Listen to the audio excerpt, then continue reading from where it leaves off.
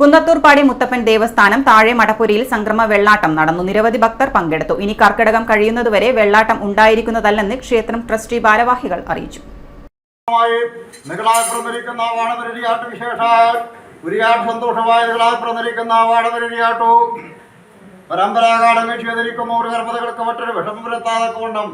ചൊവ്വാഴ്ച നടന്ന വെള്ളാട്ടത്തിന് വിവിധ ഭാഗങ്ങളിൽ നിന്നും സ്ത്രീകളടക്കം നിരവധി ഭക്തരാണ് എത്തിയത്. കുന്നത്തൂർപ്പാടി താഴെ മടപ്പുരയിൽ വിവിധ ജില്ലകളിൽ നിന്നും എത്തുന്ന ഭക്തരുടെ നേർച്ചയായി നടത്തുന്ന വെള്ളാട്ടവും പൈങ്കുറ്റിയും ഇനി കർക്കിടകം കഴിയുന്നതുവരെ ഉണ്ടായിരിക്കുന്നതല്ലെന്ന് ക്ഷേത്രം ട്രസ്റ്റിന്റെ ഭാരവാഹികൾ അറിയിച്ചു. ക്ഷേത്രത്തിലെത്തിയ ഭക്തർക്ക് അന്നദാനവും ഉണ്ടായിരുന്നു.